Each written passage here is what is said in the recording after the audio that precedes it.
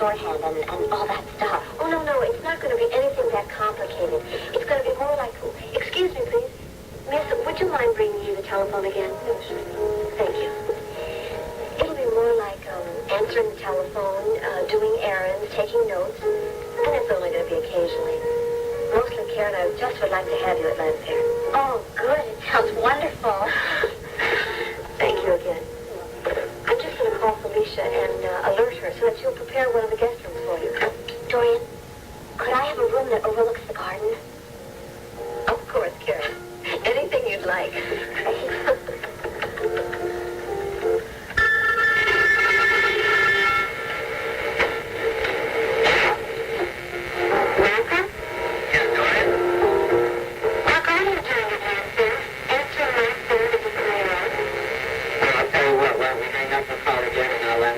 Voight residence. Margaret, we're not supposed to go to an hour without answering my phone, so would you please tell me where you're at? I have to talk to you, Dorian. It's very important.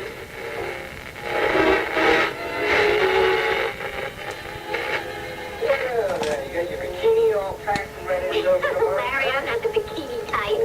Although Brad swears that he's going to buy me one as soon as we get down there. Why, we should hurry us home from the club so we can help me up. The Caribbean at last. Yeah.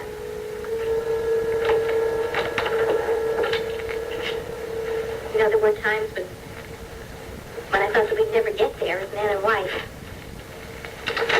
Well, you go down in there and you enjoy the fun and the sun and relax. God knows you deserve it. Matter of fact, I wish I could take Karen down there for a bit of that. Maybe if I'd done more of that, she'd be happy and home today.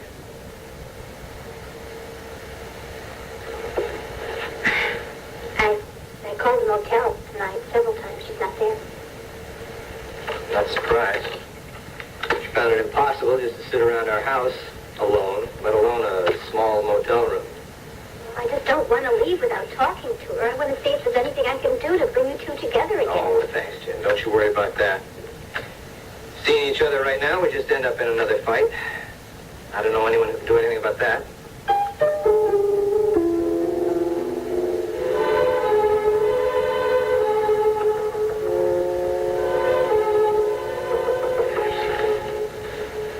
Are you expecting somebody?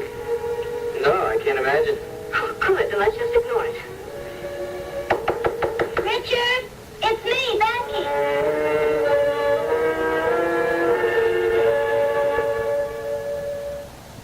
I wish you weren't so negative. I'm not being negative, Jen. I'm being realistic. Reality is that you and Karen love each other. You belong together. And you will be. Now, what do you base that optimism on? I know you. I know Karen. You didn't think I don't know Karen that well myself. Maybe you needed this to jolt you into that realization. Maybe it'll bring you closer. Or maybe it'll bring us to the realization that we don't belong together in the first place because we're so different from one another. Larry! Well, I'm sorry. It's a possibility. It has to be considered. God knows Karen and I have. You mean because of this one fight you're willing to chuck it all? I mean, this one fight has been brewing for months. And when it finally came, it was an explosion. It blew the lid off for both of us. Otherwise, there wouldn't have been any separation. But you love each other. I'm not so sure about that right now. Never forget how Karen was, how starry-eyed she was when she first met you. She was convinced that you were the love of her life. The stars have disappeared. See, she had a life with me in mind. She built this fantasy. When it appeared that the fantasy wasn't going to work out, she just wasn't interested in what we do have together. Well, what happened? What went wrong? I don't know. Like, once she realized the fantasy wasn't going to materialize, she gave up. And it's funny because she was very supportive of me in the beginning. Very supportive of my starting my own practice, very ambitious for me. Knowing Karen, she was very ambitious for herself. Oh, yeah. Well, she thought it meant a lot of money, a lot of prestige, all of that. Then when I didn't turn into the society doctor who spends all his extra time playing golf at the country club, she withdrew her support. I know she hates the free clinic. She really resents the time you spend there. She's past resenting it. She's very bitter about it. The thing is, Jenny, that part of me isn't going to change. I am not going to become a society doctor, you know? And Karen isn't going to stop wanting that, so it brings us right back to square one. What's the solution? You know, there are times that I would like to just grab my sister and shake some sense into her. And this is one of those times. Listen, it amazes me the two of you were raised in the same family, a few years apart. You both have such different viewpoints, values, outlooks. I don't know. I don't understand how she thinks. I never did. She's very protective. She's very private about her thoughts. Yeah, it's almost like there's some secret life going on, and I'm just now getting a glimpse of. Listen, I think I'll try to call her again, okay? I never forgive myself if I didn't try. Be my guess. You gonna call the motel? Yeah. Maybe she'll be home by now. Yeah, it's me. You're better like calling Tony Lord's place. Some disco in town.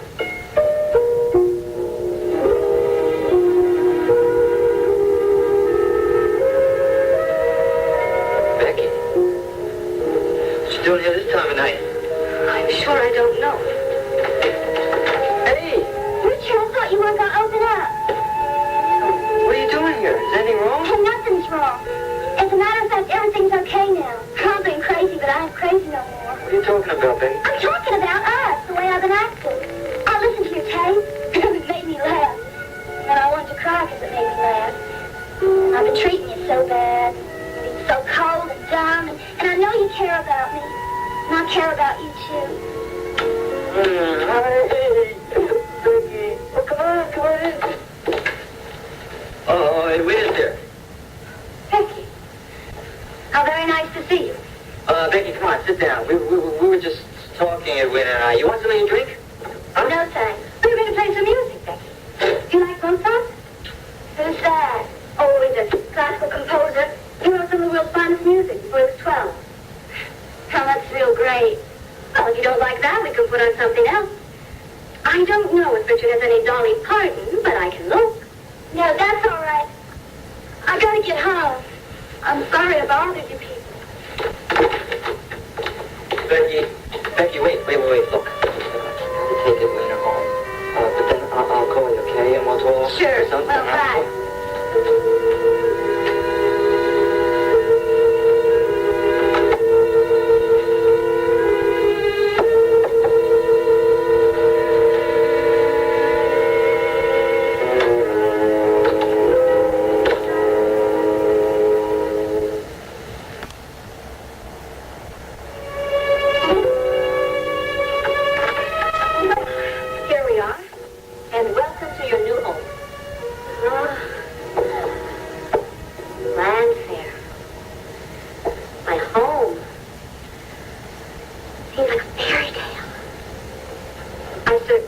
You're going to be very happy here. Oh, how could I not be happy and comfortable with all those servants? Well, servants are not companions. If they were, I would never be lonely. Maybe I should go and unpack now. Oh, no, please. Why don't we have a nightcap first? Right? Will you let me do it? Well, all right. I'll have a little cognac for you. Right. Coming right up.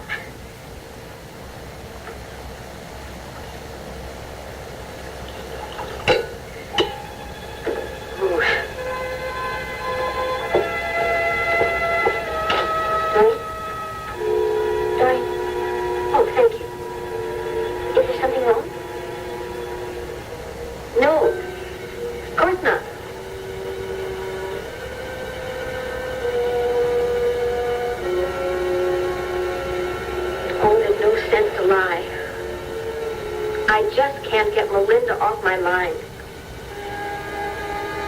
Now, you know, you had told me about the hospital, but all you said was that she rejected you.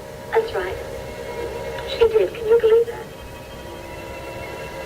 Melinda was always so dependent on me. I mean, she could hardly take a breath without waiting for my approval, and now suddenly she doesn't even want to be around me. But do you know why? Not really. She claims it's just temporary, but she says that she needs more time to be at the sanitarium, more therapy to be able to deal with me. Sort of makes me out to be a villain, doesn't it? Just doesn't make any sense in light of what Dr. Overton told me. He said that she was making a lot of progress, that she was almost ready to be released.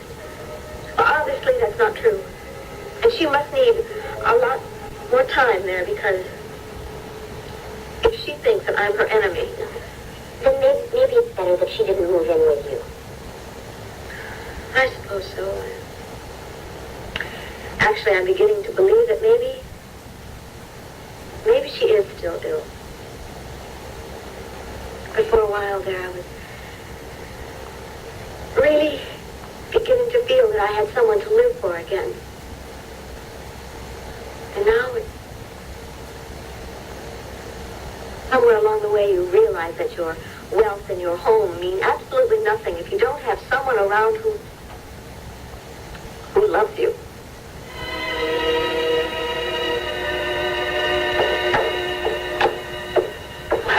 Well, look who's here.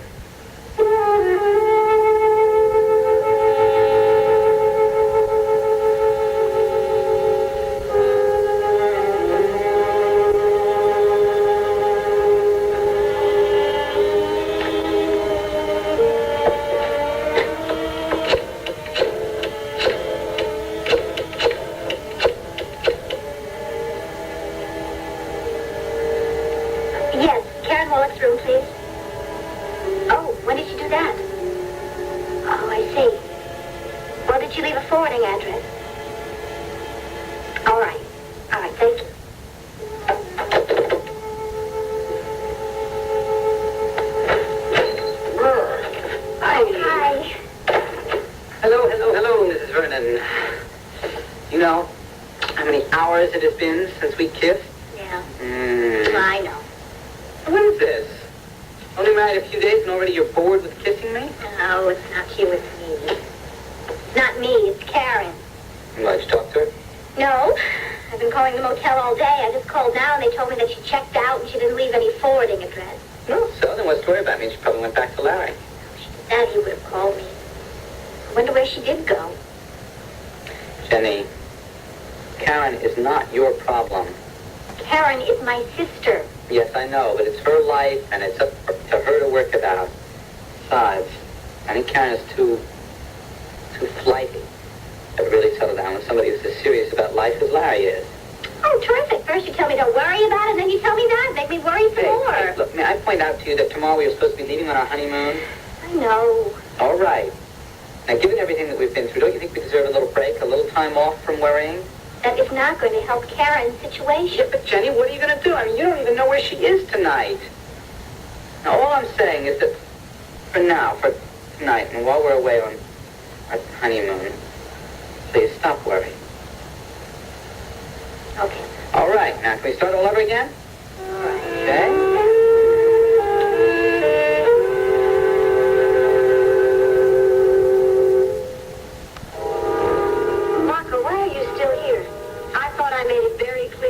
Told you, Dorian, we need to talk. Maybe I should just go unpack so the two of you can talk. No, wait a minute. Now that I have you both together, whether I want to or not, I would just love to get the real story. What real story are you referring to? The alibi. Karen corroborated your story. Now, just what is all that about? You got the real story, Dorian. We both told it on the witness stand. But why would she do that? She put her marriage in jeopardy. Karen, just why did you do that?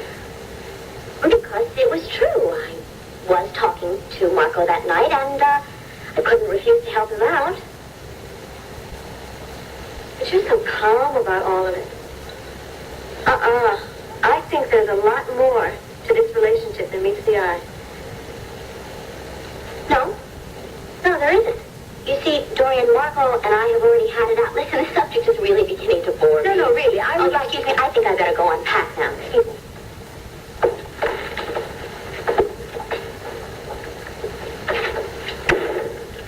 Unpack?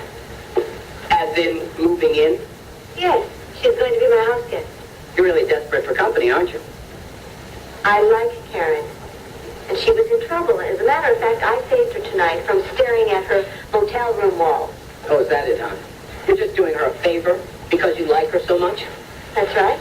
Wouldn't have anything at all to do with the fact that you hate Larry Wolek so much, would it? No, of course not. Yeah, right. He's probably going to hit the ceiling, poor guy. And this should finish off any chance they've got of getting back together, shouldn't it? Listen, if Larry's loathing for me is more important than his marriage, then there's absolutely nothing I can do about it. You're amazing. You know that? When you hate somebody, you hate them for life. You never stop taking aim. You never stop taking pot shots. No. I always make very sure if my enemy is an enemy before I start firing away. What's my status these days? You're penciled in on the top of the list. Well, then it's still possible to get my name erased, right? Possible. Not very probable. Oh, come on, Dorian. This is ridiculous. I didn't do anything to you. This business is over with. Let's forget about this. You know, Marco, I might be able to forget about all the bad publicity that you caused me by being a suspect for Lana McLean's death, but your attitude toward me, that's something else. You were really quite uncivil. Even more so than usual. Look, I was upset. This inquest was a big deal for me. I wasn't civil to anybody but cops and coroners. Come on, Dorian. Let's get things back to normal around here, okay? Mm-hmm. Can I have my job back? And everything? What's the matter, Marco? Do you need money? I mean, like for your lawyer? Well, he didn't exactly take me on as a charity case. All right. You're rehired. Terrific. What do you say we celebrate? About what? All this stuff is over with now. Let's get a bottle of champagne and go upstairs to your bedroom and... Marco, I said that you were rehired. But as far as the other part of our past relationship, you're not welcome in my bed anymore. So if you'll excuse me, I think I better go and see how my house guest is doing.